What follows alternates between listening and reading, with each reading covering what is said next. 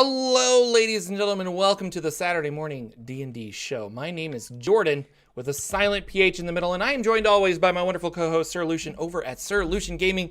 Say hello, sir. Hello, everybody. Good morning. Welcome to a wonderful holiday Yeah, weekend it's Memorial edition. Day. I got Monday Yes, off. I'm Monday excited. off. I'm gonna. The idea is maybe because we'll get into this a little bit later, but I had to cancel my Dungeon Crawl Classics game last Sunday.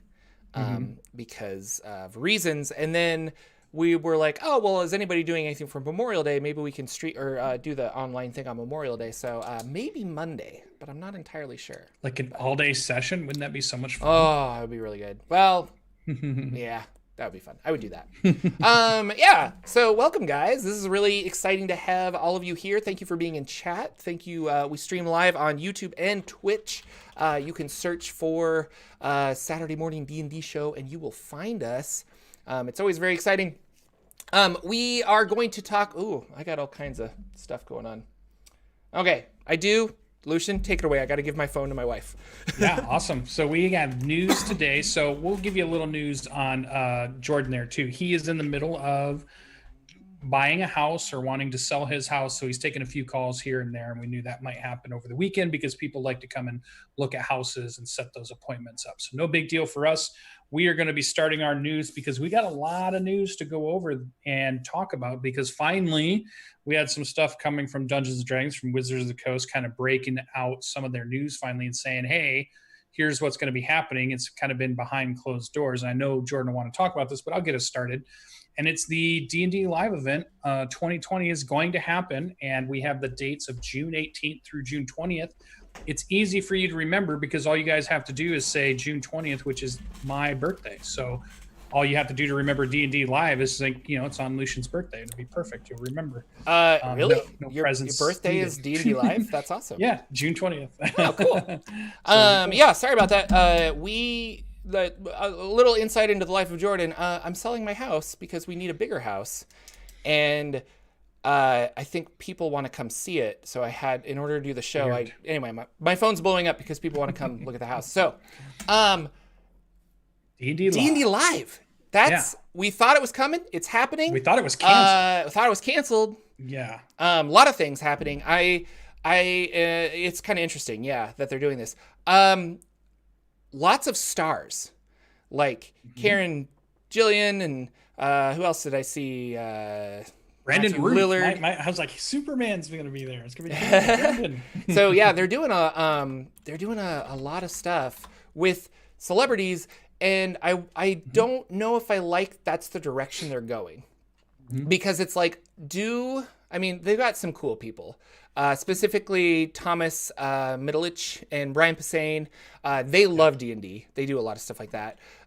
This tie-in with wrestling, like, I don't know, they got a wrestling show. what's the crossover between Dungeons and Dragons and wrestling? I would like to see that diagram. It's the AC Inc. They were letting Xavier Woods into AC Inc. and he's a huge wrestler, popular wrestler, and he's been getting all his friends from wrestling to come and play Dungeons and Dragons games. So he's kind of been the catalyst once he got on the AC Inc. And they brought him in because they knew he plays a lot of games. He's got a gaming YouTube channel out there, and he's a big gamer. So it kind of made sense, and he's a funny addition to that group. And now we're just seeing more and more. And like, we remember last year too, they did the Big Show, and they did Joe, and they did they did all the big muscly guys in one adventure with Mike Merles. Right.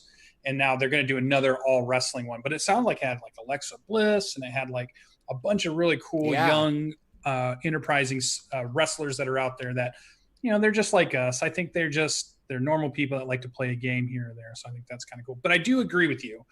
This move it's like the Hollywood version of Dungeons and Dragons. And for us who have a hobby and we think we're a part of it, it's hard to feel as a part of it if it's all about Hollywood movie stars and TV show stars playing it, because we don't relate to them as much versus when they were having, WebDM show up at D&D Live last year, or they had, any of the other, and Ned was there, or Ted from Nerd Ted. Immersion, and all the people that we kind of recognize in the community were there. They weren't necessarily just celebrities, This one does seem to be more of a celebrity-based D&D live. And maybe it's like, I don't know. I don't know. Like, it's probably a lot easier to get those celebrities because it's just like, we just need you to have a webcam and this like that. But there are a lot of really awesome professional streamers that are doing creative stuff in the world of D&D. And I feel bad. I feel like I'm saying bad things about Deborah Ann Wool, and I'm not. She's a really good DM. She's a really cool person.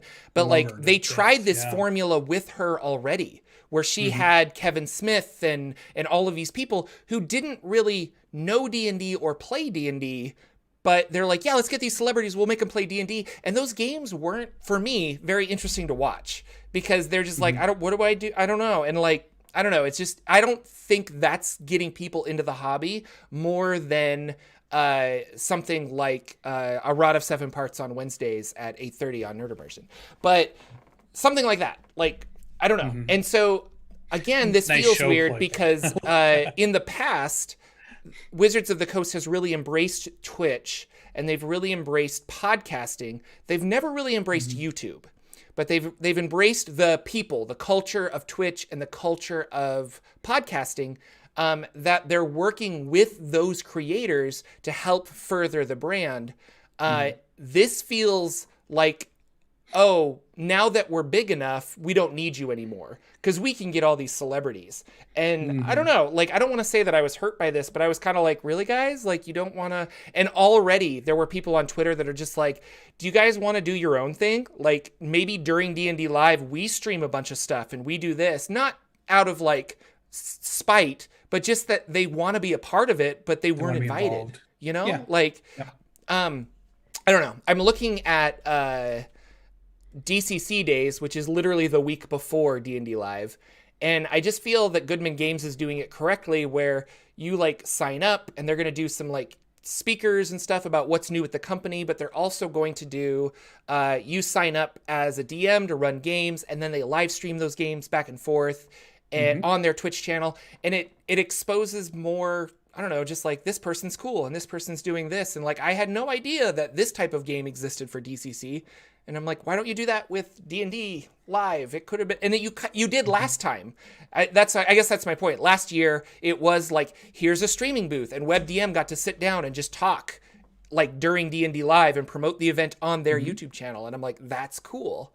But we don't have that. I don't know. We don't have that this year. And I think what the difference is there are two types of events. And this year, we're getting the marketing event, which obviously they think, hey, we can reach people who don't know about D&D if we go outside of the community. Because if we bring in, you know, our show, if we bring in Nerd Immersion, if we bring in WebDM, they're already part of the community. They're not bringing in any more than they already have at that point, at least a little bit. It's the same community.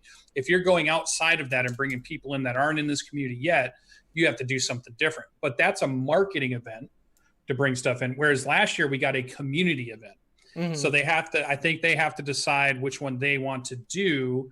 And last year we got a community event. This year we're getting a marketing one. So what it feels like. You can have both. I guess I would make that. Well, I guess like, you could. You don't need to do that. So I don't know, but lots of stars, not a lot of community members, which made me sad. The cool thing about this though, is a lot of the proceeds are going to be shared or they're going directly to Red Nose Day. And Red Nose Day is a campaign to end child poverty, and they fund a lot of programs that keep children safe, healthy, and educated, from feeding them to just creating like after school things. And I don't know, it's just really good program. And I believe Matt Mercer did something with Stephen Colbert for Red Nose Day in the past. That was D&D related. He ran a one-on-one D&D game. Yeah, we talked about it last year. Yep. So they have, and they published an adventure, DMsGuild adventure called Return to Glory, where all of the proceeds are going to go to Red Nose Day. I'm really curious about this. It's $10, which is not, I mean, that's pretty good for an adventure. But it's $10, and I was thinking, my point is it's all orc adventure. It's an all orc adventure. And we haven't seen something like that. So it'd be kind of fun to like run this adventure where every one of your players needs to be an orc. And I like that idea. Yeah. So we've talked about like an all dwarf adventure. Yeah, this is that in that same vein where you have that very everybody's playing kind of the same. No, and I like that. Like, what if we were all halflings, and that would be fun? Yeah, And I like that idea. exactly. So, it's kind of cool. And they have some funny cool. T-shirts available and things like that. Again, proceeds go to Red Nose Day, so that's really cool. And I think that's a smart partnership because D&D is about not necessarily like feeding hungry kids, but like after school programs that help people and bring community and things like that. And like D&D just feels like a tool that a Red Nose Day facility would use, like that. You just gave me a good question to ask you then. Okay. So I remember in the 80s, D&D was geared towards kids, teenagers playing, maybe middle schoolers playing, getting into the hobby. And it felt like that's where the marketing was. We had cartoons. It was something that we did as middle schoolers. Do you feel that's where D&D is now, or is D&D become an adult product, or is it still a kid's product at this point? Or is it somehow a universal product? They span the gap and they've got everybody is targeted for this. I don't know. I mean, I got into D&D when I was like 30. So I think it's a universal Are a lot product. of middle schoolers playing? Do you know any middle schoolers? I don't know any middle schoolers. I'll be honest with you. Nephews, cousins. But I think it is popular in schools. Like I would assume. But yeah, I don't my nephews don't play. None of my nephews or nieces play. I've been asking them if they want to, and they're just kind of like the older one wants to play Fortnite, and the younger one is just really into Pokemon. And I'm like, okay, have fun. Yeah. So, but no, it's D&D. Yeah, AJ Pickett and hi AJ, nice to see you in chat. It's really great to have you here. He made a good point saying that D&D as improv comedy is becoming its own thing. It's almost like a subgenre of a real play, and so it's just not the same. And you have a situation like this D&D live event where they're pushing heavily into D&D comedy improv, and those can be fun. But you're right; it's not for everyone, because not everyone wants like silly jokes at the table. Sometimes they're like, I really like where this story is going. Popularity of Rick and Morty are probably pushing a little bit of that kind of stuff. Yeah. So okay, I can see it. And I want the T-shirt. The T-shirt is a snowy owl bear, which I thought was kind of cool. So I think the T-shirt's pretty cool. And I think if you buy a T-shirt, those proceeds go to Red Nose Day. So lots of cool stuff. D&D Live, we will, it ends on a Saturday, so I'm sure they're going to announce something. And we'll probably have lots of June 20th. Lots of stuff talking about Lucian's birthday included. I'm gonna have a birthday party. Please send all birthday presents to Jordan with a PH. P.O. Box. For me. Anyway, we're still waiting on Mythic Odyssey, guys. I woke up real early because of a baby. Mythic Odysseys of Theros. And we've talked about this before, but like digitally it's going to come out June 2nd. Do you think that's going to hurt the printed sales? Because the people excited for it are going to be like, well, and then they say, well, I already have it on. So here's what I usually do. I buy the printed book, and then if I like it enough, I'm like, yeah, I probably want to get that on D&D Beyond as well.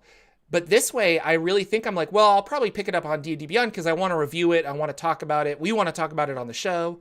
Yeah. And then after that, I don't know if I'm going to need the physical book, depending on how good it is. We'll see. And I think my point would be, I think it's COVID-19 that's going to hurt publishing sales in general. I think that's the problem. Yes, shipping and sales. Okay, there's a lot of things. Hardcover books are going to be the problem this year because we can't get into our hobby stores to actually get them. Yes, until soon, right? Because it won't even come out until July, the printed version, which you're saying. But I do agree. But that's my point is like they could also delay the digital release, and maybe they can't. Maybe they're under contract with D&D Beyond because they are separate companies.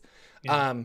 So maybe they're under contract that they have to do this, but I really think it's going to hurt the sales. Or I think they have an in-stone schedule that they can't just willy-nilly move. Okay, well, let's move this book out 3 months because that shoots their 2-year schedule that they've got out. Because they've got such I'm guessing, a concrete schedule out to almost 2 or 3 years out of their releases. They already know what books are coming out when. And so a big wrench like that being thrown into the works, I don't know if they'd want to do that because they're probably already printing the next announced book at this point, or they're working on the ends of that. It's because this one's printed, done, and ready to be shipped, but they just aren't going to, I'm sure those ones are done at this point. They're not even, I bet they're even printed and just waiting in a warehouse somewhere before they get out there. So, I think it'll hurt sales. I think we're always going to continue to make that discussion now where I have the electronic version and I paid full price for that anyways. Do I really need this? Buy it a second time? That's going to keep happening from here on out as we try to weigh our wallets as far as do I just keep collecting PDFs or do I keep putting them on my shelves? I mean, you're about to move. You're going to fill boxes and boxes of these books, and you're going to start thinking, when you pick that first one up that's full of box, you're going to be like, why do I have this printed versions again? No, I love printed versions though. Like I tweeted this out just recently. I mean, I have a PDF version of Dungeon Crawl Classics. I have a physical version of Dungeon Crawl Classics. I bought another physical book because I wanted to have a book I could share with people at the table when they're looking up spells and stuff, and a book that I could reference at the same time. And so I literally bought the same book twice. And the only reason I haven't bought two PDF or players handbooks is because my players ended up picking up their own copies. And I'm like, oh, now we have enough copies at the table. This is fun. But I don't know. Now that I'm using D&D Beyond a lot more and Control F to find exactly what you need in a PDF. And a lot of those PDFs of other RPGs, because they're not released for, you have to use D&D Beyond for Dungeons and Dragons, but a lot of those PDFs are bookmarked and you can just find exactly where you need to go without flipping through. It's really nice. So, but I don't know. I think it's weird that they're releasing it on June 2nd. And I'm like, why don't you just release it whenever the July, you just have to throw a switch for D&D Beyond. Cause I just really feel it's going to hurt the sales of that, but I don't know. Well, and I think they got to get it out for their event, right? June 2nd. So they want to do the that's event, probably June 20th. There's a bunch of Theros games being run there. You're right. You're right. And they've already got, that's exactly it. So print merchandising. So they probably want to do toys. They want to do the miniature figures from WizKids. They want to do dice sets and stuff. Probably they're going to be coming out. So they probably have a lot around a book release too. So that just to keep those on track. So I'm excited. I want this book. I love the Ravnica book, which was the Magic the Gathering book previous to this one. I'm sure I'm going to get this one because the artwork that I've seen so far looked fantastic. And I like being able to flip through high res pictures of the D&D art. Does it have a lot of content I'm going to use? I don't know. It didn't pop into my head that said, boy, I wish we had a Greek themed campaign setting because I've been really wanting to run this Greek themed game. And I didn't have anything to kind of give me inspiration. So that had never really popped up. But I do like Magic the Gathering. I do know we're getting a couple of subclass player stuff.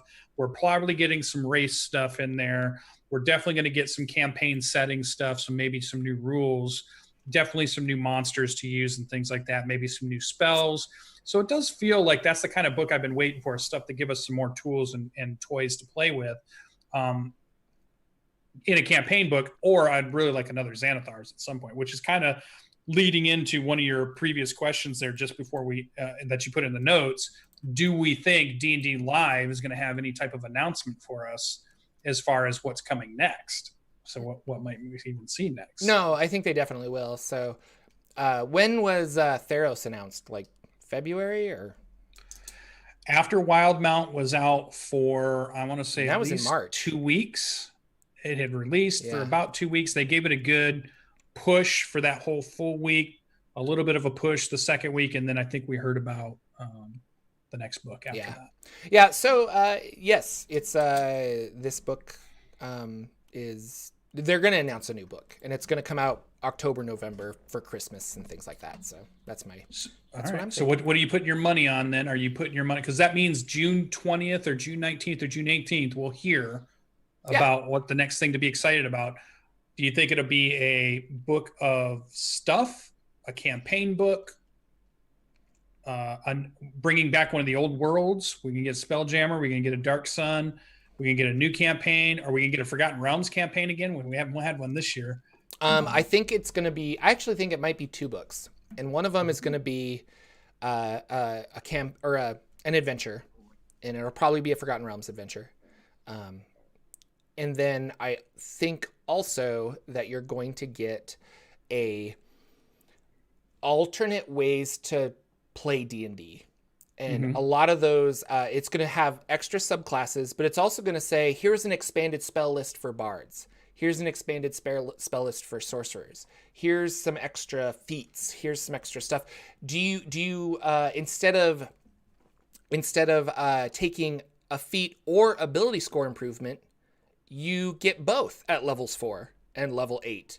And I think that's what they're going to do, is they're going to say, people are genuinely, and I was talking about this with Ted, but like people who are really into D&D, like myself, are, and yourself as well, are getting a little bored because they've played or they've messed around with every combination. You know, they took this race with this, and so now they're trying to like squeeze some kind of like a theme through characters where they're like, I'm going to take the Yuan-Ti and I'm going to give him this, and he's going to have this feat, and he's going to take 5 levels of this, to kind of like, how do I massage this system to make it do something that is interesting to me?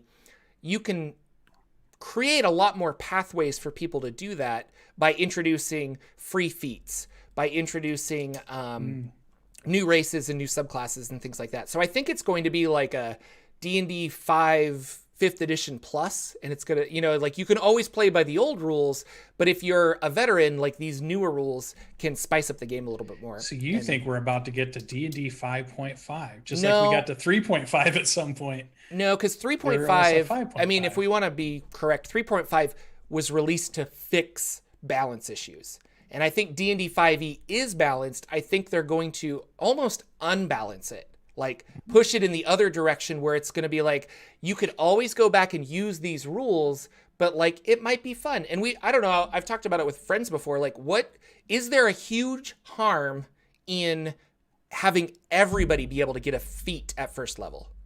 And you look at it and it's like, not really. It just kind of opens up some cool things. Like, well, my moderately armored rogue, I could actually take this feat and wear medium armor.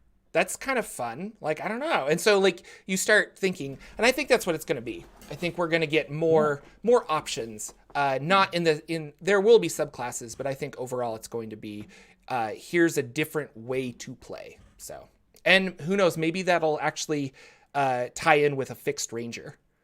You know, like you could always play the original ranger, but like we redid it a little, you know? So interesting. I'm thinking, I think our next big book is going to be a Xanathar style mash of, here's a bunch of cool things you can add to your campaign worlds that could work in any campaign world, subclasses, spells, new encounter stuff, maybe tying in that the new thing from Wildmount that everybody was raving about, that has all the background stuff tied into it. Yes.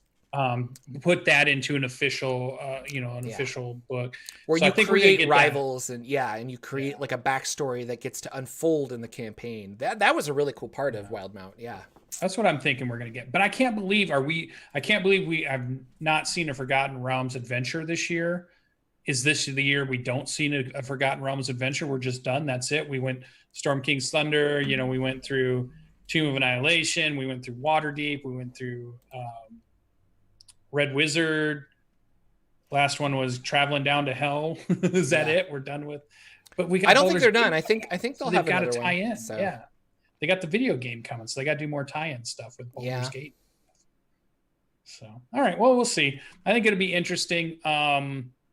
I'm excited for it. Again, I'm a big Magic the Gathering fan, so when they bring in some of those worlds, because I love the artwork, and I would love a rule book that says, okay, we've been bringing in the aesthetic of Magic the Gathering to D&D, but it's still D&D rules and classes. Mm-hmm. I would love a book that said, what if we brought the D&D aesthetic, but we used the rules and stuff of Magic the Gathering? So your planeswalkers and your spells and your summonings and is there another way to play a game like that with some role-playing rules that let us role-play more of a Magic the Gathering game instead of it being a card game, and it plays and feels like a Magic the Gathering battle and duel versus we're just using some of the pieces. We're just using the look of their minotaurs. We're using, the world that they're fighting over. Are we going to get some of that stuff? I wouldn't mind seeing some of that kind of thing too. So it'd be interesting. We all, for those of us that were going to be going, did get in our emails the sad news that Gen Con has canceled for this year. I went and checked. My room was automatically canceled, so I didn't have to go in and do anything. When I read the webpage originally, it said that you could refund your badge, and you may want to go back and check this because I don't know if it's changing or if I misread anything. So, but this is what I recall from reading my email. Or you could move your badge to next year. They would just keep the money and apply it to next year, and you'd have a badge for next year's Gen Con. Or you could donate it to help them keep their costs as a donation to say, hey, just keep my money. We're sorry we can't come this year, but we'll see you next year kind of thing. Those were the three that I think were the options for you to deal with what your badge is going to become. Because I bought a 4-day badge, which I think was like $100 or something at this point. So I think I'm going to let mine roll over. There's no reason I can see why I wouldn't be going next year.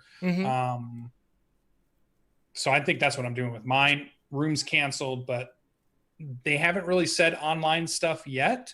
Though I wouldn't be surprised, like you said, that the community is getting together just like for D&D Live and saying, hey, why don't we just do something? It wouldn't surprise me if they said, hey, these dates are open. Why don't we all just get together and do some online stuff and sign up for games and play through Zoom or, I haven't seen that. I think Gen Con will probably pull something like that together. It's just nobody was planning for that, so they don't have it in place.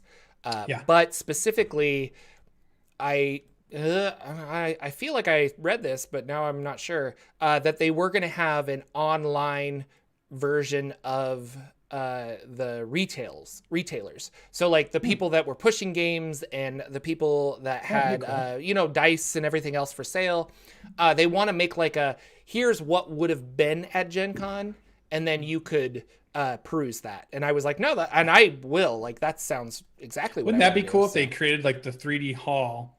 They created all the booths. You could walk around as like a little avatar and look at all the cool stuff and gather all the cool things. Second Life Gen Con? Yeah, I don't know. That'd be sweet. All right. Well, that's sad. We're not going to get it this year. It was definitely a highlight of my year every year for the last 4 at least.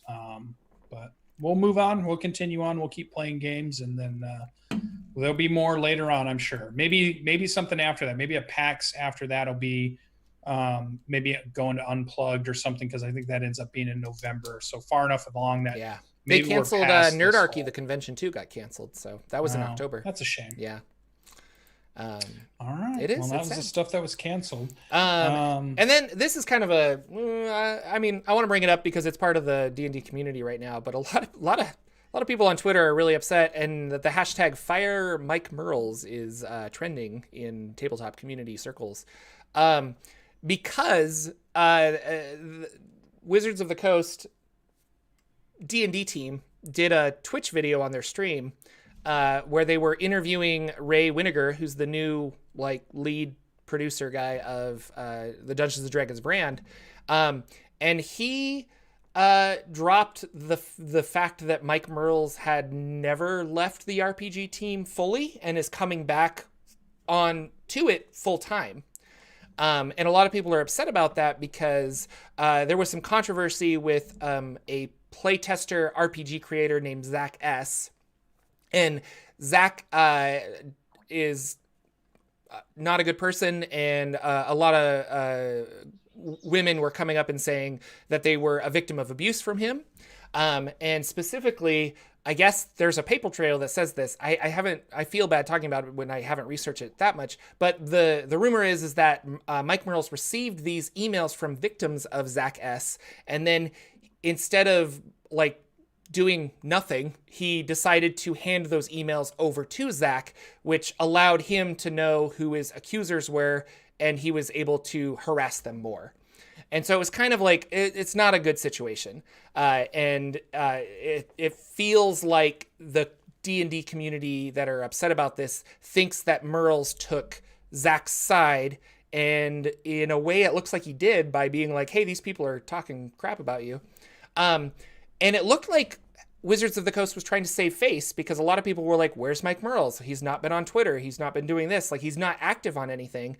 And a little while ago, a couple months ago, Jeremy Crawford finally stepped up and said, oh, he's been gone from the D&D team for like a year. He's working on other stuff now. He's not doing any RPGs. And it's like, oh. And then we saw him at a Baldur's Gate thing, and we're like, oh, you're working on the video game side of it. I get it now. That's kind of cool.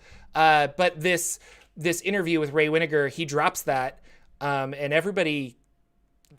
if you can go find the clip, you should, because everybody's faces except Ray have minuscule but very like shocked eyes, and they all kind of like, they all make a, oh, we wasn't supposed to talk about that, and so it feels like they weren't supposed to say that. So a lot of people on Twitter think that Hasbro and Wizards of the Coast are hiding basically this bad event, and they're trying to sweep it under the rug.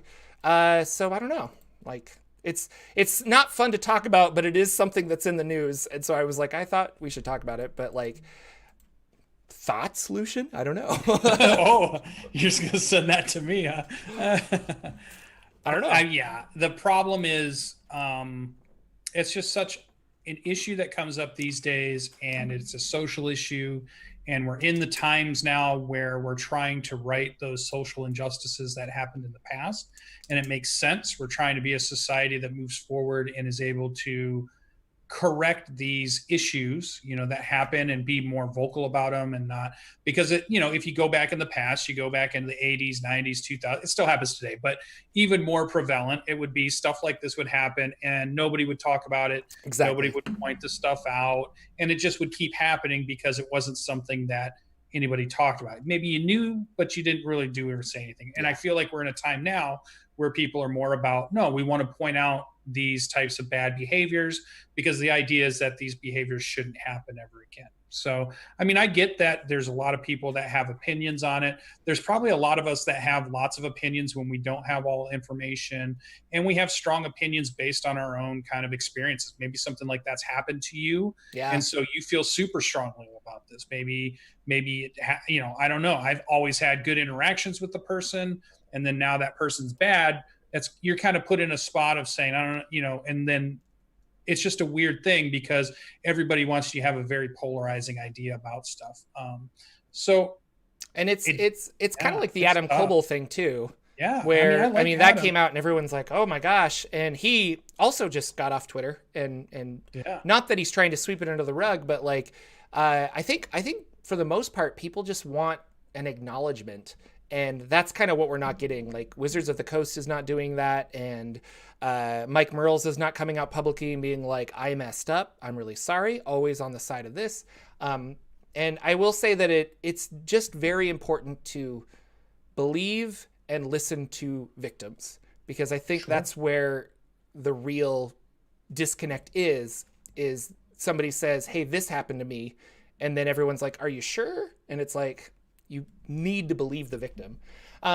So it's a hot item. A lot of people are upset. I don't know if they want their thing, their love of Dungeons and Dragons, to not be associated with this. So that's why Fire Mike Merles is on Twitter all over the place. Really, I mean, how far does something like that go? I'm not defending. I don't know if that fixes the terrible. Yeah. I don't know if that. Okay, so then he goes and works for. I don't know. He's a TTRPG creator, so he goes and works for Pathfinder. Then is it hashtag Fire Mike Merles from Pathfinder, and then hashtag Fire Mark Merles from Monty Cook, and then is it and he did something terrible, and let's find ways that people can fix what they did that was wrong, and help future things not happening. Not just let's destroy somebody because we can and we're mad about it.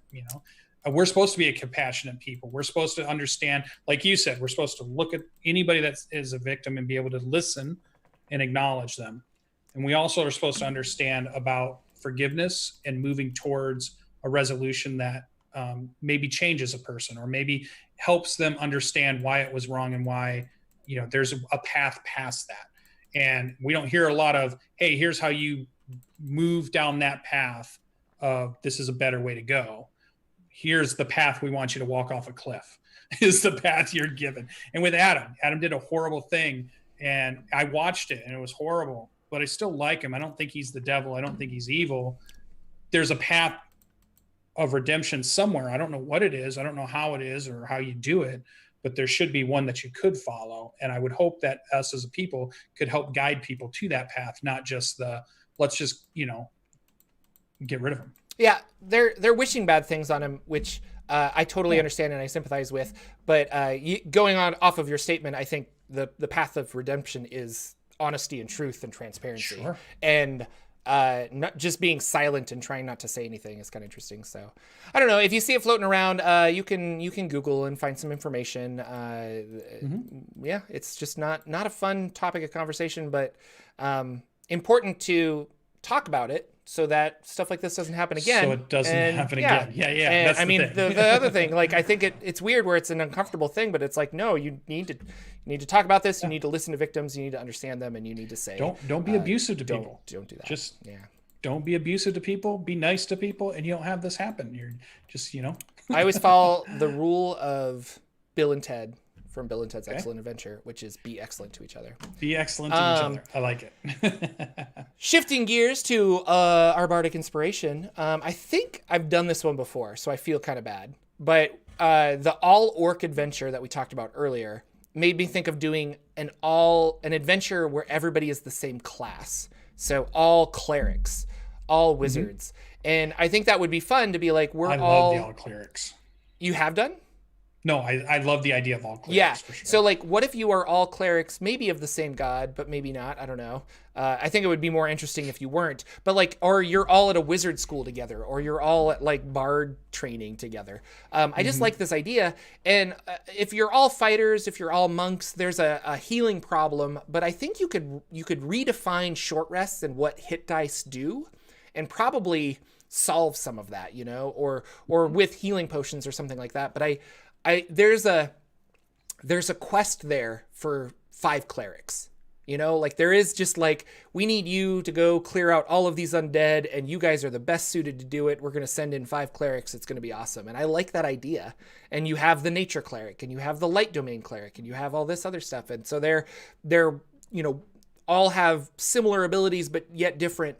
And it might be fun for a cleric to play melee or be a tank or something like that, because usually it's like, well, if I pick cleric, I know I have to be the ranged healer and I have to do this. But if you're 5 clerics, it would be like, hey, I've got a mace. I'm going to go do this. I don't know. So I like that idea of it. It's kind of fun. Reminds me of the original Final Fantasy game for NES. One of the challenges was to beat the game with 5 of the same class. Because you get to choose, like, do you want a monk, a fighter, a wizard, a cleric, a red mage, or something, and or a black mage and a red mage, white mage. Final Fantasy rules. And that was the thing, like, can you beat the game with 4 white mages? And you can, and it's fun, and it brings a new challenge and a new spin on it. So I like that. Yeah. I don't know.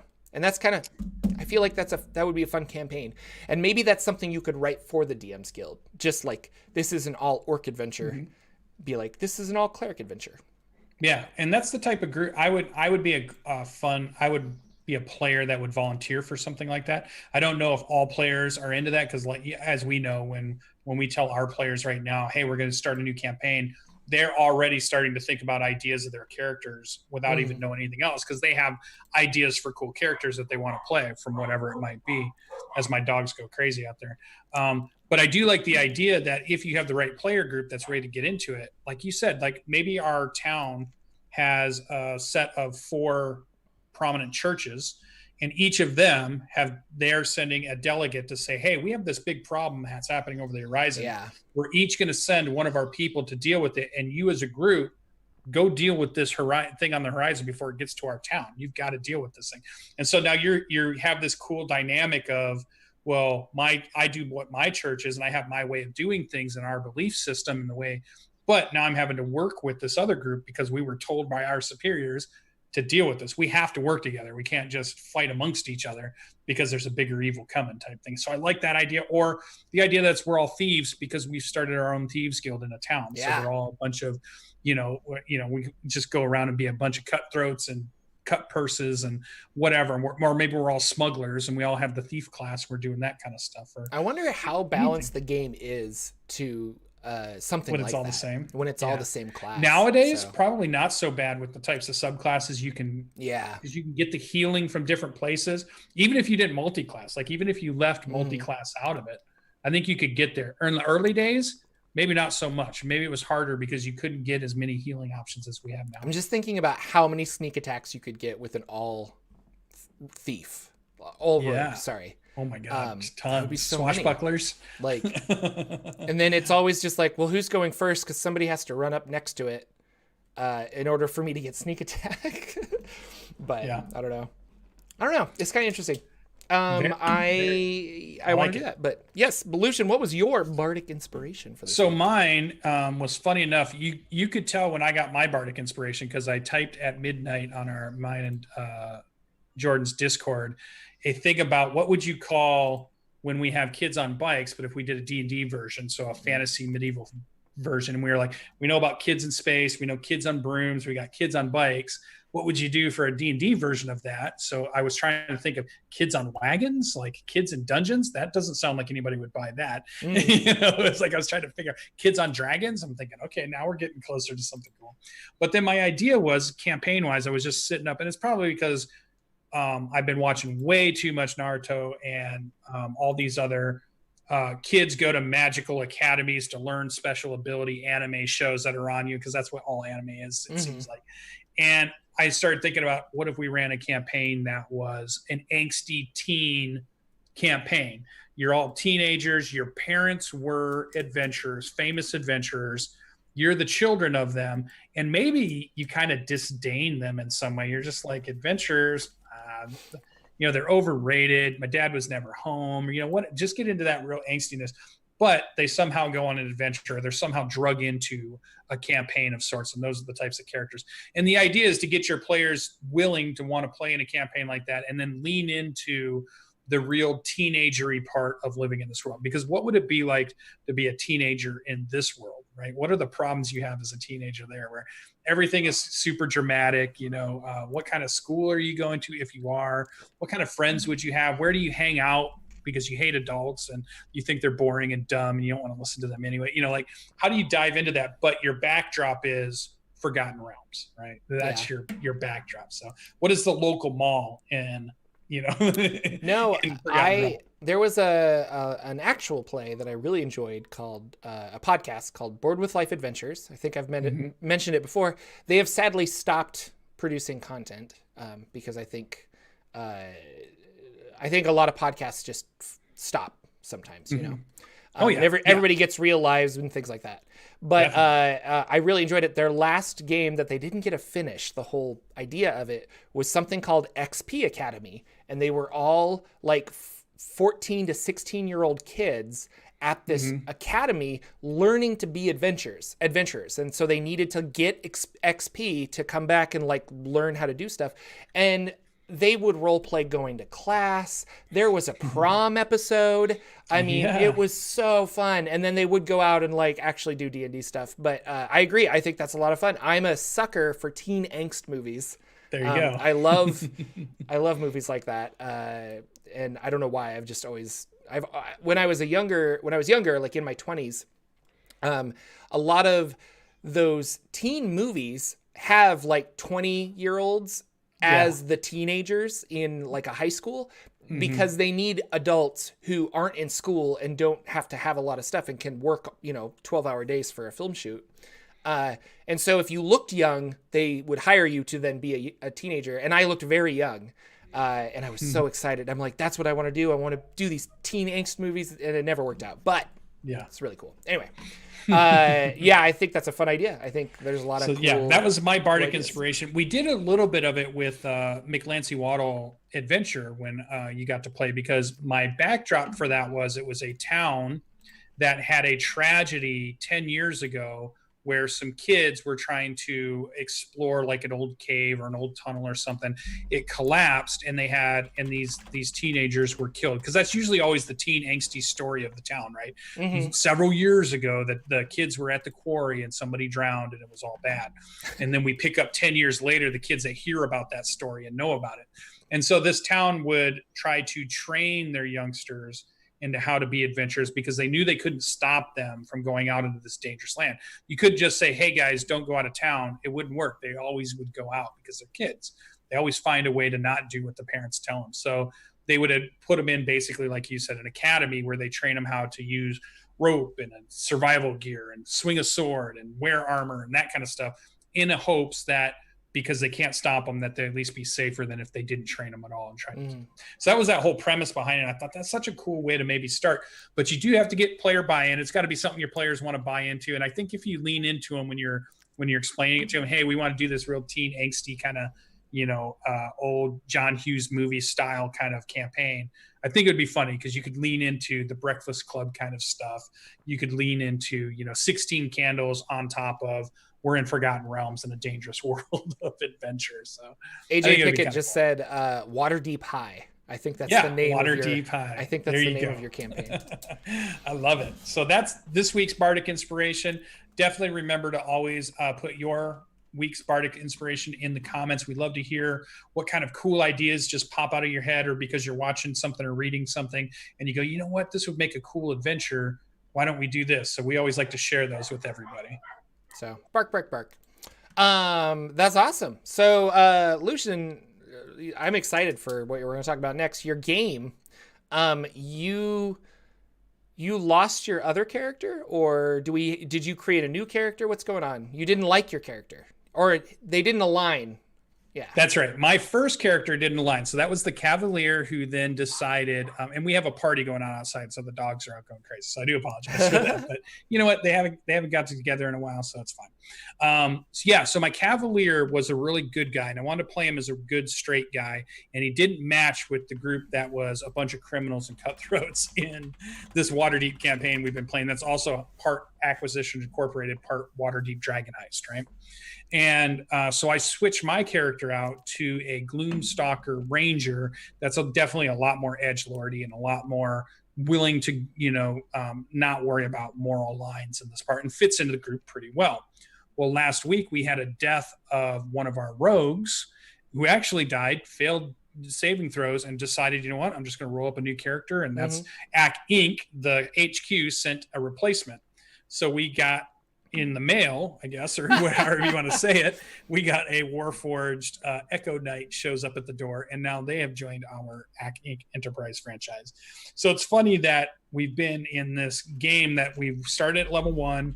We've all just barely hit level 4 at this point. We've played probably, I want to say, a dozen sessions. We're maybe 12 or 13, maybe 14 sessions into this campaign so far.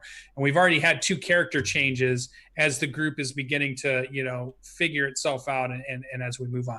I think as we start to get higher level, we won't be dying off or changing as much, but there was definitely a lot of change in the beginning. So that's what I felt I wanted to point out this week, was this idea that there was a lot of change in the beginning of the campaign as we all get used to characters, or just the idea that we are getting the character we want to play for the long term. Like I like this one character, but now I'm starting to lean into my Gloomstalker, and there's a real cool camaraderie building. There's this cool teasing thing going on. There's this cool group dynamic that's starting to form, and this will be a nice group dynamic to take for a 1 or 2 year kind of campaign, which is what this one should be, is a pretty long campaign with our Australian dungeon master, Danimal DM, who's been doing great. So that's what we were doing, and I thought it was fun. We have I know you love a Warforged. This one's an Echo Knight, so he's doing some cool Echo Knight stuff with the new class. We lost the Soul Knife because that's what he was, as we had a thief Soul Knife. He died, so now we're getting a Warforged Echo Knight. Oh, I love the idea of like a robot showing up, and it's like, I'm the Acquisitions Incorporated, blah blah blah, and that's a fun twist on a game. And it looks like the Echo Knight would be, thematically really fun with a Warforged, because it's all about having this projected image or something. And so if you literally did have holographic projectors on you, and that's what you were doing to make the thing, I like that a lot. Yeah, but like you swap places and stuff, and there's some cool things that they're going to be able to do. And he's come up with some cool ideas on how to describe it. So I think that's going to be cool. Just like my character is a Gloomstalker, but he's a Bugbear. And I'm really coming at this, how to make this one different. It's not an archer. My heels are going to look very different. My heel is more like the hammer fist to the heart as if you're going to shock it back into working again. Mm-hmm. It's not necessarily like a cool mystical magic. It's like this more guttural types things that's happening. And he's a 2-weapon fighter, close and ambushing character, even though it's a ranger. So it's playing a ranger in a different way. And I'm enjoying it. Gloomstalker is cool. You can say Ranger's broken all you want, but play a Gloomstalker and you might not think Rangers are broken. I was talking about that with my friends on Thursday, and I feel like Gloomstalker is the only. I mean, you can play a Ranger and have fun, but if you want to be on par with the other players at the table, mechanic-wise, Gloomstalker is kind of your only option. It is a really powerful. It's a good Ranger. But I don't like that they fixed the Ranger by making a subclass that makes the other ones obsolete, I guess. So that's my story. What happened in your D&D week? Yeah. I had to cancel my DCC game because of this house selling stuff that we're doing. But we're going to reschedule. They're all really excited for it. It's going to be fun. And I'm still reading this Dying Earth short stories, which is just making me so excited for the 2021 Kickstarter that Dungeon Crawl Classics is going to do. In D&D news, Rod of Seven Parts is going strong. Like, they're having lots of fun. They got the 3rd fragment from a giant, and they pieced out of there really fast, stealing it away. And now they've arrived in Candlekeep, and they're looking for a way to reattach the rod parts. And this is where, mechanically, the game's going to get kind of interesting, because right now, there's 3 rod fragments, and 3 players can hold on to those rod fragments and each do one thing. But when you attach them, only 1 player will be able to hold on to that. And so that 1 player will be able to do 3 things. But as they get attached, new stuff gets unlocked. So, like, I think with 3, you'll be able to, like, fly or something. Like, I'm not sure. I'll have to look at it. But, like, it gets really powerful.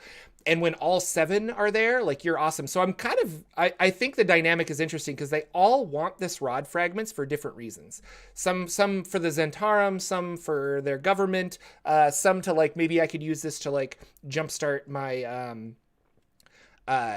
buying and selling career kind of a thing, be a merchant again. So it's one of those, like, who gets the really powerful magical item, So we're having a lot of fun. Again, that's live on Wednesdays, but you can listen to the MP3 on my Patreon, or you can listen to it on Nerd Immersion on YouTube, Nerd Immersion Plays. And I'm going to prep that game tomorrow, unless I have to, like, show the house, again on Twitch. So if you want to follow me on Twitch, it's twitch.tv/Jordan with PH in the middle, and I will be streaming that on 9 a.m. Pacific tomorrow. Oh, you should absolutely have your wife show the house while you're streaming. Have them walk. No, it'd be great. Hey, everybody, blah, blah, blah. And they're like, what? I thought it's probably, I don't know. I was like, what would I do if I walked into somebody's house and I saw just this wall of nerd and, like, a microphone and all this other, I'm like, this guy. You'd be friends with him. You'd be like, hey. I'd leave a note, call me. Yeah. Let's play some games. Yeah. And then finally, my tiefling wizard, Joshe Manu, who my wife was making fun of his name, but I really like it. I'm like, no, his name's Joshe Manu. Joshe is in some hot water. We're tracking a guy that stole a device that sucks all of the air out of a mile radius, or mile radius, for a minute. Or maybe, no, for like 10 or 15 minutes or something. So basically, like, you're going to kill every oxygen breathing creature within a mile. And the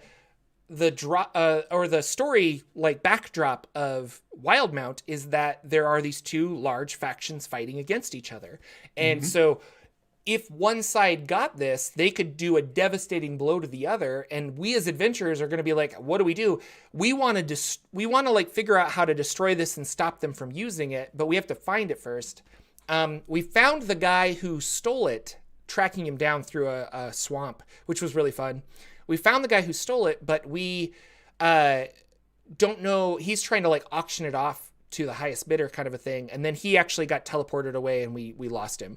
So now we're kind of in hot water because they know we're looking for him, and they know that we know that he has the box and what it can do. And so security is going to be on high alert, and I'm just not really sure what's going to happen. We're going to play that tonight unless I have to show the house or something, but we'll see. But yeah, I love wizards. It's been so much fun playing a wizard. I'm writing some custom spells for Josh A so that he can do some cool conjuration things. And a conjuration wizard specifically is not the most powerful wizard, but I think is the school that I like the most. Because as a wizard, I don't necessarily enjoy high damage and things like that. I'm like, I have a player that is very excited about his evocation wizard, and he's done the math that now that he's at like 14th level, he can make the people auto fail these resistances and do like up to 75 damage with fireball. And I'm like, that's cool. That's how you get your kicks. I really like that I can cast rope trick and hide out in a subdimensional space.